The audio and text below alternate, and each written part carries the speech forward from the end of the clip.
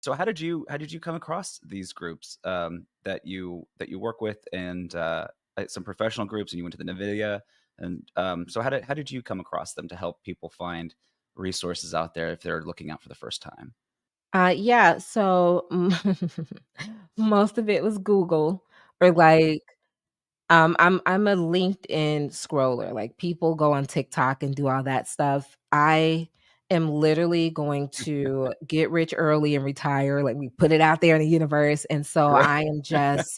I'm all about information and what can I do to be better, or what information can I learn that's new that can make me better or make me somehow make more money or just put me forward in what I believe forward is.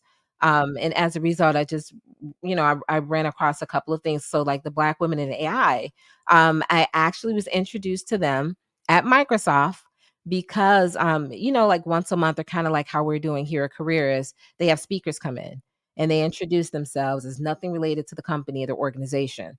So I went there and I just really believed in her mission. I mean, she wants to empower Black women to go into the force, The into the force. workforce in the tech world. And I can relate to that because look, the imposter syndrome is on a different level culturally, and it has nothing to do per se with the workforce. It's just, it's different. So to be able to pay that forward and to be able to be a part of that, to help somebody go through it way quicker, much easier than I had to, because 50% of it, and I think you may even be able to agree with this culturally or not, you have to get over yourself, right? So much of it is Sure. like in your head. And so I really believed in her vision.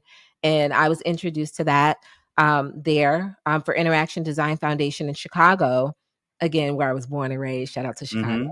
Hmm. Um, I was introduced to them just, they actually, before I can afford university, because I did the boot camp and I got university paid for after I start working at Microsoft. But they have it's not a school, it's like an organization where you pay like a yearly fee. It's like $300 or something like that, but you get access to classes and courses that professionals teach, and you can get certificates and things like that. And so I did that before I jumped into the industry, before I wanted to pay all that money for boot camp and stuff. And so that's how I got introduced to that. And I saw that they had a meetup and a program. So I'm like, yes, I have no idea. I think I know what I'm doing, but I am not sure. And instead of me guessing, why not find someone who, quote unquote, or fingers crossed, is willing to guide me through?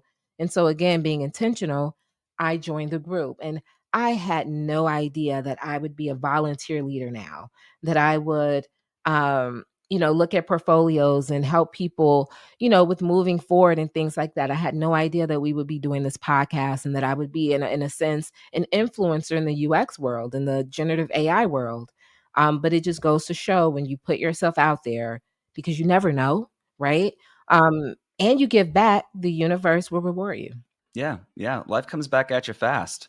I get it. I moved to Dallas in 2010, and I didn't really know anybody, and I researched our local AIGA chapter, which is the American Institute of Graphic Artists, and just to find someone, just to find another designer in this city somewhere. And there were some volunteer opportunities setting up for award ceremonies and getting portfolio reviews done, and just kind of, this and that. But I went in there and I met people who were, young in the industry or new to the city, and I was able to connect with some really big design houses out here, and it really made a huge difference, right? Because you go out there and you find these like-minded people who say you're not alone.